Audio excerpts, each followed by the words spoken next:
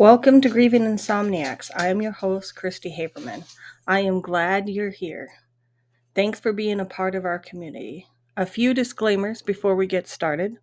I am a licensed therapist. However, this podcast is not to be considered mental health therapy or counseling.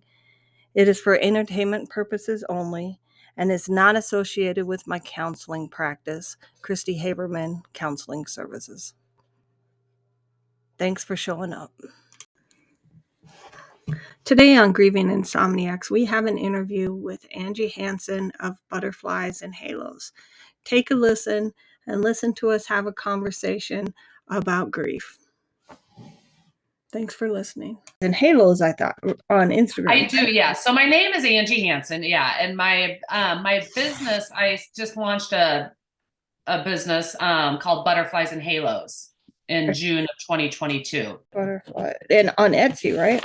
Yep. So so I just kind of, after several years of just trying to, figure out what my purpose is after, all my many losses, and how I could help friends and all that. It was the cards that I found at stores just didn't speak how we'd speak to our friends. I wouldn't give my best friend a card that said, with deepest sympathy, and yeah. So I was, what did I want to hear? What did my friends want to hear? So that's when I launched that. So yeah, it's on Etsy. I am a grieving mom. I lost my son, Garrett, in 2006. He died 6 days after his first birthday. And so he died suddenly from a rare heart defect that we didn't know he had, and he died in his sleep. And then after about a year after our son died, my husband, Jack, was diagnosed with cancer.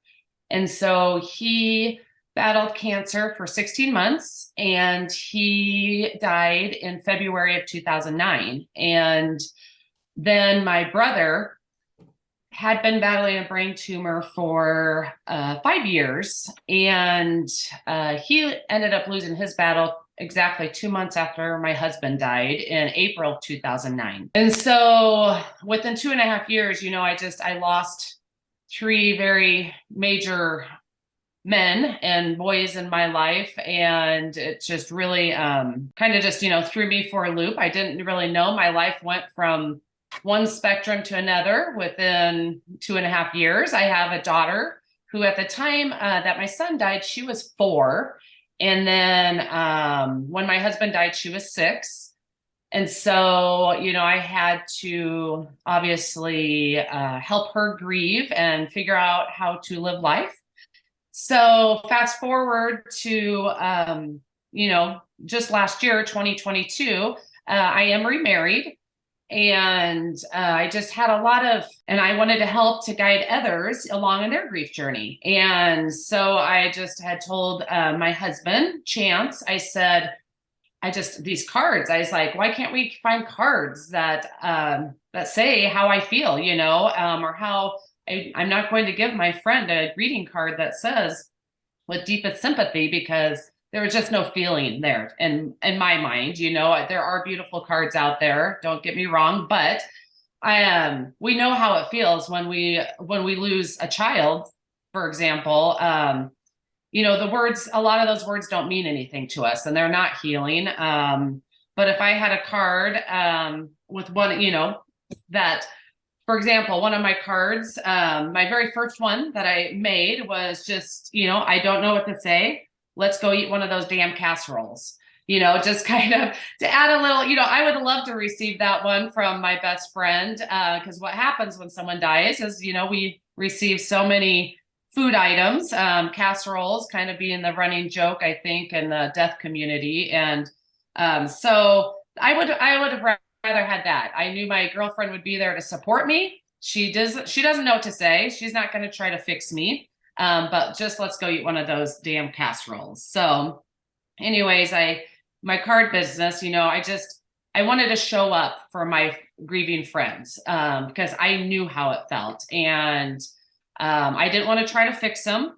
I wanted to just support them. And so that's kind of how my greeting card company came to fruition. My husband, Chance, really pushed me to do it. He said, Angie, you've got a lot to say. You've got years of experience with grief. You've heard it all from good to bad, and how to help. So in June of 2022 is when I launched my Etsy store, Butterflies and Halos, and I currently have, I believe there's 96 cards on there. So there's some funny ones that go from the next time someone says something like, next time someone says everything happens for a reason, I'll throat punch them for you to, because, we always hear that. Or, if people say how strong you are, well, I didn't have an effing choice. So, I mean, it's just, how that is. And it's just, we do our best when we grieve, but then I do have heartfelt ones too. And, just that have meaning, and these are all my words that I've come up with, or words that I've heard along the way. Or people have reached out to me and said, hey, this would be a great card. And so, I said, absolutely. If you don't mind, can I use it on a card? And they say, absolutely. So that's kind of where it all was born from. And, my desire is, that all these cards, bring light and hope into every person that receives one, and if I can touch somebody's soul, just, one person, I've done my mission. So You are 17 years out from having. correct. Yeah. It'll be 17 this year that my son has been gone. So tell me about, because I'm 11 years out. Okay. What is it like to be 17 years out? Well, and I think I mentioned this a little bit to you. It's an odd feeling because my son would be graduating high school this year. And we live in a very small community, and I know so many of the kids and families that are graduating. So I have mixed feelings from joy for them. Obviously, I feel joy all the time. But then, inside and silently, my heart's breaking because, I don't get that chance. I don't get the chance to see my son grow. I never did. And being 17 years out, it's unbelievable to me, honestly. And I don't know for you, but I can still remember every single thing about the day he died.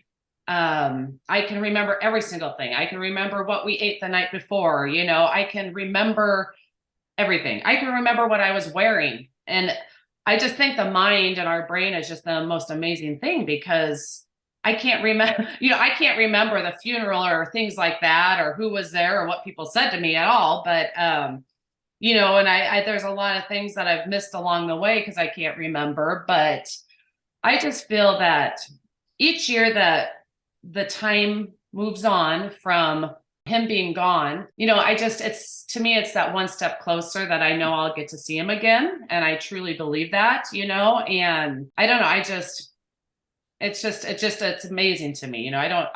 Sometimes I don't know, how did we get this far? Well, I guess it's that in the beginning, it's all helpless, when we face grief. We are in just a helpless state. And then as we move through our grief journeys, I feel like we just learn, and we have tools that we figure out how to move through our grief. We never ever get over the grief. We never lose sight of that. And, that's one of my cards. Grief has no expiration date. It just doesn't. But I feel every time I think of him now, 17 years later, I don't cry every time. I smile, and I just feel joyful that I did get my 1 year with him, and I feel blessed, and I honor him constantly, and I honor his memory constantly. He's talked about daily. And I have found, as a result of my son dying, that I am deathly afraid of someone dying again. What was that experience like, experiencing those two griefs so close together? Well, it's interesting. Also, I have a blog that I write on, and I update my blog every Friday. It's just on I have a butterfliesandhalos.com, and I have a blog. And yesterday was my brother's death anniversary, and so it's 14 years. And like I said, he died 2 months exactly after my husband died. And so I talked about that because I feel like I didn't know who I was grieving, and when my husband was diagnosed, he was diagnosed 1 year exactly after our son had died. I felt like our grieving kind of took a back seat. Our grieving process took a back seat because we were fighting the fight, and my husband's prognosis was not good. He was diagnosed with ocular melanoma, which is a tumor in his eye, and it had spread to his brain and his liver and his spleen. And so, his prognosis was very grim, and they told us that. And so, but we were like, we are not going to lose this battle. So I felt like during the process of his cancer journey, which like I said, it was 16 months from diagnosis to his death. We focused on him, and we did not. I don't feel like we grieved like we should have or could have for our son. And then my brother, right after my husband died, and then he died 2 months later. That was the darkest period of my life. And I didn't know who I was grieving for. I was mad. I was angry. I was sad. I was lonely, extremely lonely. I didn't know where to turn to or how to do anything. And I didn't know who I was sad for, mad for, or anything, because there was such a culmination of the losses. And so I think throughout that time, then period after my brother and my husband died, I started to just trying to separate all their losses. And I just, my main mission in life obviously was to support my daughter, and she was going to thrive. We were going to try to figure out how to have a good life, because it wasn't fair to her to have her whole family gone as well. And I wanted her to be happy and thrive. And so I worked on all that I journaled a ton. I journal and journal and journal. That's my go-to. And I would write about each individual person. So that's how I would separate their deaths, in their lives. And I think that's kind of what helped me get through some of that. Did I do everything right? Probably not. And that's kind of what I said in my blog too yesterday about my brother. It was, all my family was experiencing all the same things. My parents had just lost a son, but they had also lost a grandson and a son-in-law. My sister and her family, my brother and my other brother and his, they lost a brother-in-law, a nephew, and a brother. And so everyone had the same losses, and so it was hard to lean on family.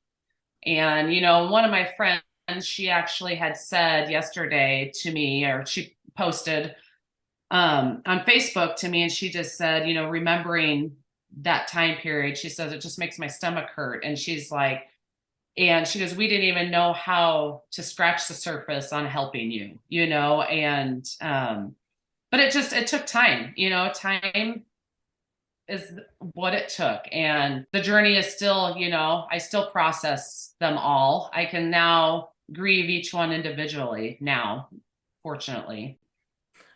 So does it bring you comfort thinking that they're all together? 100%. Yes. Yes, it definitely does. And that was my first image. When my husband was sick, we had a Caring Bridge page. So so we could let everybody know, this was before a lot of Facebook and all that. I mean, I know Facebook was out, but we didn't use all that. But he had a Caring Bridge page, so we could let family near and far know what was going on. And the day that he died, he was on hospice for just like 2 days, 2 to 3 days. I can't, yeah, 2 days. And my vision, I said, all I envision right now is Jack walking up to our son, Garrett running to him, and he picks him up and lifts him up, and they pick up right where they left off, and that brought me the most comfort I've ever had, and it was my peace that I needed, and when Jack was, when he was on hospice, I felt like maybe he was fighting, because he was always our protector, my daughter Gracie and he was our protector, and we were his girls. And when he was fighting, I just told him, I said, Jack, it's okay. Go be with our son, Garrett. Gracie and I'll be okay. It's okay for you to let go. And he did. He did. Probably about an hour later, he let go. So. Oh, that just brings me a little bit to tears. Yeah. It's a beautiful image, and that's what I rely on, Yes, I can see how that would be healing. Yeah. So, what other kind of things would you like to share with the listeners about your grief journey that you think would help them cope? Well, I just honestly, it's a journey, and we always have to remember, we during the beginning days and weeks and months of, your initial loss of whoever that is, you have to know it's just not going to be easy. Life as we know it is changed forever. And it sucks completely. As it sucks. And but we never let go of our losses as we grow through our journey, and we let go of some of the hurts through those losses, but we never let go of the love that we received and had through all our people or whoever it was. And I never wanted to say to people, time, just give it time, but time truly is a healer for all of us. And it doesn't mean it's going to be perfect in 1 year. It doesn't mean it's going to be perfect in 5 years. I'm 17 years out, and like I said, it's my journey is bringing up a lot of emotions with my son because of his upcoming potentially graduating this year, and so I think people just have to really give themselves grace. I think we are so hard on ourselves because there's an expectation out there in society that we need to do this way, we need to do that way. There's no handbook. And I've always said this, I'm like, when we bring home a baby, I remember when we brought home our daughter Gracie for the first time, my husband Jack and I looked at each other and we're like, what do we do with her now? It's like, you don't get a handbook when you leave the hospital. Just like when someone dies, they don't hand you a handbook. They tell you, oh, you're going to go through these phases of grief and this is the way it's going to happen, but it doesn't happen in that order. It happens, all of them happen all at once. All of them happen singularly, but we have to give ourselves grace, and we really just do it your way. I always just do it your way. If your way is posting on Facebook, sharing stories of the person that died, then do it. Do it because it's for you. It's for your heart, and but there is no time on anything. I think that's a lot of times people think, well, she should be done grieving. I've lost friends along the way just because they think that it should be a certain way. And it's not, it's not. And nobody knows. You don't know until you go through it, and I don't have any animosity towards any person that maybe had to walk away from, my grief journey because they couldn't understand it, and they don't understand it. But if you are going through it, the biggest thing is give yourself grace and don't set any expectations for yourself. Don't expect time to wish it away either. You have to process the grief. You have to go through it. And that's one thing I've learned too. I feel like I ran a lot after my husband and brother died. I was like, Gracie, it's easier for us if we just travel, if we leave and go on a trip here, go on a trip there. But, that's when I was running away from it. I don't think that was the correct thing to do, because once school started again, we had to be back and we had to be home. And, life was sad again. And the reality sunk in that, okay, this really is our life. It's just us two, and we're going to figure it out. And we figure it out, and you're going to make mistakes along the way, during your grief journey. It's going to happen. So, but grace is my biggest thing. The irony of it all about the stages of grief is Elizabeth Kubler-Ross actually studied people who were dying. Okay. So all of these years, the stages of grief have been misapplied to grief, when the reality is that it was never meant to be used that way. Okay. I did not know that. Yes. Do some research on it, because I did a podcast about it, because it's so frustrating, because going to graduate school to be a counselor, we didn't do any grief education. Okay. Except for, of course, Kubler-Ross, even in the psychology textbooks. And as soon as my son died, I was like, oh, wait, wait. This was not in my textbook. Exactly. Nobody told me about this. Yeah. And then when I think about the people that I saw before my son died, and I realized the mistakes I made with them because I had no idea. Mm-hmm. Yes. Yeah. Yes. So Christopher dying gave me an education that I would rather have not had. Exactly. But kind of enhanced my ability to be empathetic, that's for sure. Oh, for sure. Yeah. Yeah. My empathy radar has completely it's standing tall for sure. Right? Because you can just feel it. You do. Yeah. Yeah. I feel all the emotions. And sometimes I don't know if you feel this way, but when you hear of somebody else dying, especially another child, probably around the same age as, your son died or my son died,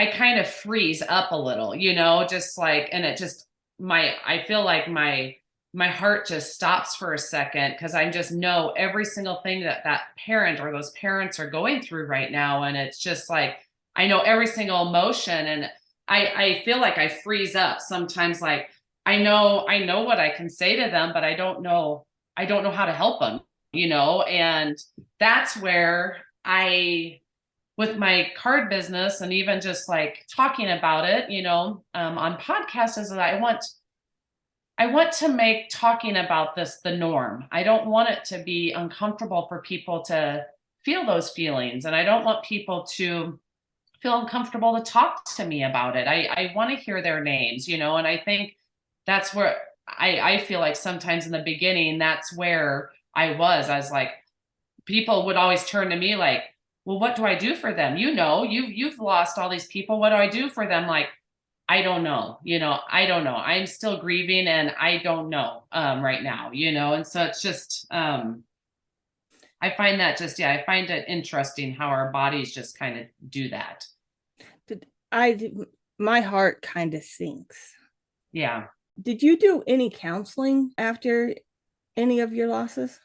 I went to a counselor once after Garrett died, and it wasn't for me. It didn't, and it could have been like maybe it just wasn't the right person. We just weren't a right fit, Yep. It was one of those where I felt they were trying to fix me and tell me exactly how I should be doing things and feeling. And I'm just like, I don't feel like this is how this works, like in my body and mind, I was just like, I didn't. But we did do group therapy with our daughter, Gracie, after Garrett died. It's at the time in 2006, it was called Teddy Bear Hollow. and they're located in Omaha. We're in Nebraska, so they are located in Omaha, Nebraska, and it's now called Grief's Journey. But we did go. So it's an 8-week session where you just come and they put the adults together and then they put the kids in their age group. And it's about an hour long. And then we sit there and talk about, our grief. And then for the younger kids, Gracie, like I said, was 4 at the time. She knew nothing about it, but she learned about the different ways people die. She learned how, they did an amazing job, and it was very hands-on. They did arts and crafts. They did a lot of memory things. And I believe that just really helped her, and it helped me. I don't think it was really Jack's thing, but for me, it really helped. And then after Jack died and my brother died, Gracie and we went back through that again.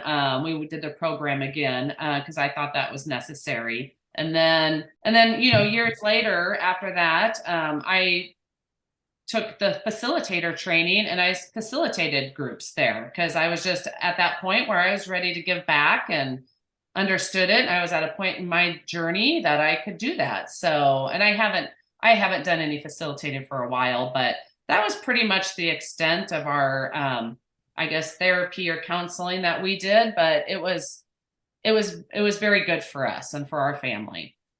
See, I was very scared of the community stuff, which is why I asked. I kind of laughed because that has been my experience. Also, being a counselor, I interact with other counselors, and we are so much different when it comes to grief. Yes. Which is part of the reason why I talk about it, because I don't think we do enough to educate counselors about grief. I agree with you. Because it's like, I only learned because my son died. Yeah. That should not be the way I learned. No.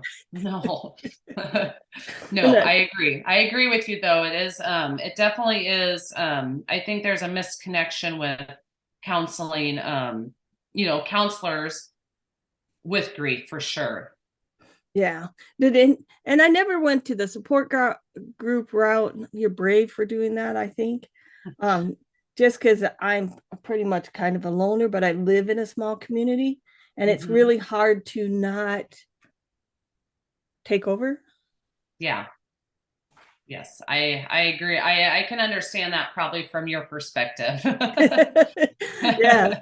So I'm glad to hear it's helpful. I don't know if we have anyone around here like that.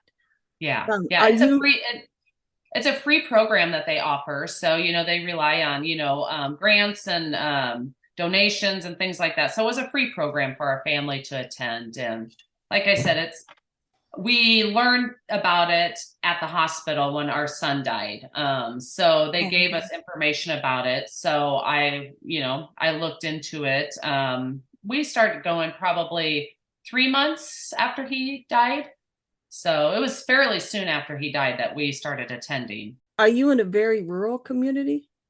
Yeah. So we're outside of Omaha, Nebraska. So our community is very small where we live. It's about, I think there's like 1,500 people. So it's a small community, everybody knows everybody. Did you do much stuff online? Did you join any support groups online? I did do a couple online. I did, Compassionate Friends. I actually went to a couple meetings at our local chapter here in Omaha. Compassionate Friends wasn't my favorite thing. Probably the biggest thing, there was a gal that went to our church. Well, we didn't really have a church when Garrett died, but we started kind of being involved in the church that we had his service at, because some very good family friends, they said, well, you should have Garrett's service at our church and talk to their pastor, everything. We felt, we felt very comfortable and in love there. So we ended up, a gal that was a member there reached out to me, and she was part of a mom's group that was for moms that had lost children. And it was very small. and it was led by a gal that was she's a very devoted Christian lady, but she did not lose a child, but somebody had asked her if she would lead a group. So we did kind of like book studies. So I met these ladies, all these ladies. I think there's probably 5 or 6 of us, maybe 7. They had everybody had lost a child, but most of them were teenagers. Most of them were in car accidents and stuff, different things like that. So I was the minority where my son was 1 and, died from, a heart defect. But besides that, they welcomed me with open arms. It was there was never a difference of time, like age for our losses, all our losses were the same. We had the same thing in common. We lost a child. We lost a part of us, we lost somebody that was our everything. And so we went through those, and to this day, we still get together once in a while. They're amazing ladies. That was where I felt the most comfort, because I think, at that group, at Grief's Journey, as good as it was, in the adult time, we were with people that had lost a spouse, or, they had lost a grandparent, or they had lost, a friend. And we were the only ones at the time that had lost a child. And so it was hard to mix all those losses together and talk about it. I wanted somebody out there feeling the same thing I was feeling. And that's what I found with this group of ladies. And it was very helpful. So we read a lot of books and just kind of talked, and that's all we did. Talked about our feelings and all that. So that was that. And that was just us. And it's not even, we don't even do like new groups or anything like that. It was just kind of a perfect timing, I guess, for me to join and be a part of that. So that's one of the reasons why I started my podcast and why I talk so openly, because some of my family says I talk too openly. I disagree. Yeah, why I talk very openly, because we have to normalize this. We have to normalize the fact that, I don't know if you get left out at holidays, but being left out at holidays because you're the one that's going to bring everybody down because you're sad, or the people that, and it's mostly family, that won't even talk about your child anymore. Because one of the best things that I've ever done for my own grief actually is to start the podcast. Yes. I think it's amazing because, and I've listened to several, I haven't listened to all your podcasts, but I've listened to several of them. And I think what you're doing is amazing. And I think that it's much needed. And it's just, that's where my vision is too. Let's normalize this grief talk, and it's okay. It's okay to talk about it, and it's okay to have our feelings. And that's what unfortunately, we have these experiences, but we have to teach the world, and so what I think that you've created is amazing. And I applaud you for that, because I think it's very well needed. Well, thank you for that. Because I think that there's a lot of things that you're saying that are really going to help other people. Okay. Thank you. And some of the things that I have experienced hearing you talk about them is, just brings that sigh of relief of, I'm not the only one. Exactly. And that is so needed for people to feel like they're not alone. Yes, I agree. And that's we have to get it out there, and that's why I'm just like, I want to get it out there. I'm just like, I want to be the voice, I want to be the voice, and I want people to know it's okay. And, we need each other. We all need each other. And we're just in a weird space in our society that, people are just so against each other. And we need to, I always say it, we are always better together. That's how I end every one of my blogs that I write. Like I say always, we're better together. We're better together, and if we can all understand that, it'll be helpful. It'll be helpful in the long run. Right. May not be in our lifetime. Exactly. The generations behind us will benefit for sure. Yes, yes, yes, yes. Because we have to think about how our parents and every, that they were raised. They didn't talk about death. They never talked about it. It was a hush hush, society back then about that. And I don't want that. I don't want that. I want to talk about it. I want to talk about my people all the time. I do too. I do too. I just started talking about Christopher recently, and at my work, especially when people are talking about their kids, and they are still kind of uncomfortable with it. They just don't know what to say. They're just like, yeah. It's real, but it's your everyday, and it's so. And it was interesting. I was watching YouTube one time and I saw this. I had never heard of a death doula before. Oh yeah, I just read about one of those. And she was saying that she kind of presented the history, like what is a death doula, and she was talking about how back in the 20s, 30s, 40s, where they brought the bodies home, the family would take care of the bodies. And so like we were closer to death then. And so we were more accustomed to death. But then we started having funeral homes and mortuaries, and that was taken away from being inside the family. And then we became separated. And we've become more and more separated from that aspect of death. And she was saying that her job as a doula is to come to the family and help them do those things, because she felt like that was an important part of the grieving process. And I wondered about that. If we did have the ability to take care of our families in that way, how much would our grief change? I think it potentially could change quite a bit for sure. Yeah. I mean, it's the whole process of it all is it can be a beautiful experience, or it can be tragic, but when it's a tragic experience, to be able to do something like that, I think it can change the whole dynamic of your grief. Yeah, because you have some time with them, like, so Christopher died away from here. Okay. Yeah, so then they had to bring the body back. But even if they bring the body back, they left it at the funeral home. So I couldn't see it for 5 days, so like there's this separation from it. Yeah. Oh, Yeah. And I sometimes wonder if that would have made a difference, because it seems so distant at the time. oh yeah, I can understand that. Yeah, I think, yeah, I hear people say that too, where they want to go see their person right away. They want to know. A friend of mine just wrote a book. She's a fellow widow, and she just wrote a book about her experience with her husband dying, and he was killed by a drunk driver. And the other driver also died.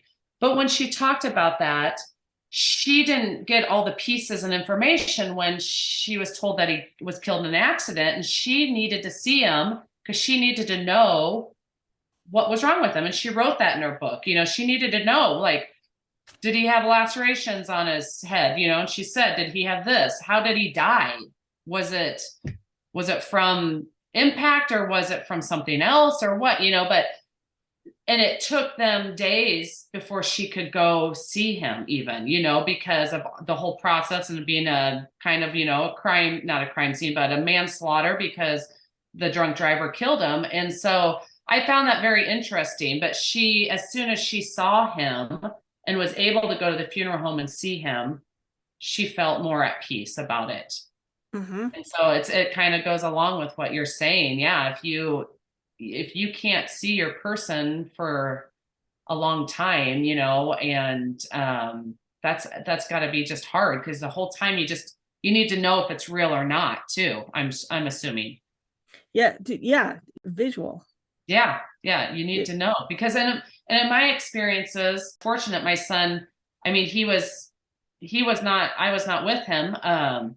He was at his daycare provider's house when he died. He was taking his nap, and she found him unresponsive in his crib there. And he was life flighted to the hospital, and by the time we got there, he didn't survive. And but I was there right then, and I was able to spend time with him at the hospital, and they gave us all the time that we needed, and they offered for us to give him his bath, do things like that, help make his hand molds and feet molds.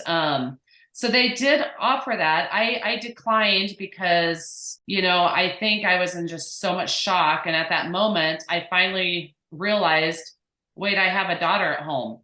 Great. How's Gracie going to handle this? And that was I hadn't thought about her at all. And that was shocking to me. And then all of a sudden I'm like, no, I need to get home to Gracie because we need to see Gracie and support her. But, to the whole point is I was able to hold him for as long as I needed to in that, sterile, cold hospital room. But I was given that, and that was very comforting to me.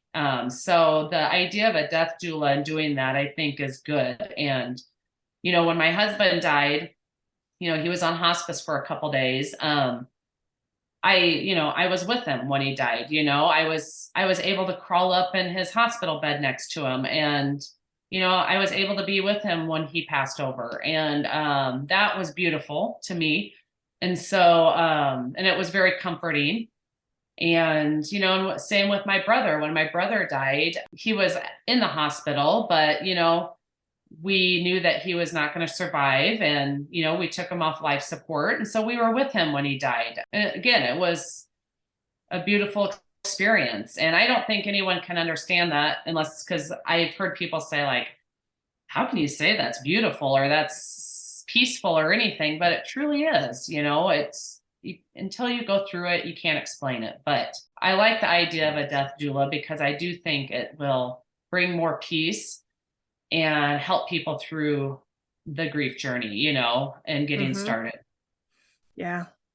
It was that I have looked for her since, because it was a long time ago. I was going to have one come on the podcast and talk about what it's like. Oh, I think that would be amazing. Absolutely. Yes. And maybe even a hospice nurse of what it's like to be there when someone passes. Yeah. I think that's also the scary part. Well, and it was a scary part for me too, because Christopher had two friends in the room. Okay. And he passed away and they didn't notice. Oh. Because my cousin's a hospice nurse, and she says being there at, just like you, says the same thing, being there at that moment makes you believe in an afterlife and makes you believe in God in heaven. And she says it has changed her so much perspective on life. I can imagine. Yes. It changed my perspective on things as well, and my father-in-law, so my husband Jack that died, my father-in-law, he just died. And he actually died on the same day my husband had my husband died. So February 8th. Wow. My husband died February 8th, 2009. And then my father-in-law just died this past February 8th, 2023. They died within an hour of each other, 14 years apart. He was diagnosed with a very rare disease about 10 years ago called PSP. It's like progressive supranuclear palsy. It's a very rare disease, but it was very slow and degenerative, similar to an ALS disease. But he was on hospice for about the last week and a half of his life, and he was home, and they had 24/7 care for about 4 years at their house. But, it was the day before he died, I was over there, and because I'm still very close to my in-laws, and I was over there, and, I was glad I got to see him, but, he did it on his terms, and it brings for me, the feeling when I got the call that morning, like at 7:45 or whatever, one of the caregivers called me and said, well, Gary died, and I was like, my first honest reaction was, I'm like, you've got to be freaking kidding me. I'm like, today is Jack's anniversary, and I was just like, my first instinct, I kind of got mad. Like, why did this happen? Why? No, and then I was like, okay, I'll be over because they don't live far from us. And I got there and I walked in and I just had this peace over me. And I'm just like, this was actually the way it's supposed to be. And today I still have that peace. And I'm like, it brings so much hope for me that's the way they needed to do it. Jack was like, because my father-in-law had suffered. So I know he was telling his dad, it's okay, just come, let's go. We're here. We got everyone's here for you, and we're waiting for you and it's time. And then I was telling my mother-in-law, Suzanne, I said, I think this is their way of making it easy for you. So you don't have to remember 2 dates. So you just have to remember February 8th and then, and so we kind of got a little chuckle out of that, but it brought her a lot of peace too, actually. She just said, I think this is perfect. So it's interesting to me that I just feel like it's all in God's timing. Yeah. Oh, yeah. Well, that's a great story to end our podcast with. Yes, I agree. I would love to have you come on in the future. Yes, I would love it. Maybe a couple of months from now. Yeah, I would definitely love it. For sure. I think there's a lot of information we can still talk about and definitely share. And I think that would be great. And I would love it. I would appreciate it. That sounds good. I'm going to attach your links to the bottom of the podcast so people can click on your Etsy shop. For your blog, I'll add that too. Okay, perfect. All righty. Yep, perfect. Yeah, just keep me posted on when you get it all edited and all that stuff. And I can't wait to hear it. And I hope you take care of yourself. Oh, thank you. And have a good Easter. I don't know if you're celebrating Easter or... Not so much. Yeah, not so much. Yes. Well, my daughter goes to school far away. She goes to school in Alabama, so she's not coming home this year. So it's going to be a little different. She's a junior in college now. So, yeah, so it's my husband and I. So we're going to hang out with family. So, we don't celebrate, but. Yeah. So I hope you have a nice day. We still have snow up here. Oh gosh, yeah, no, it's beautiful here today. It's supposed to be almost 65 in Nebraska. Oh, fantastic. Yes. So no, thank you for taking the time today and having me on. I appreciate it. I really, truly do. Oh, thank you. All right. Well, take care. Bye. Bye-bye.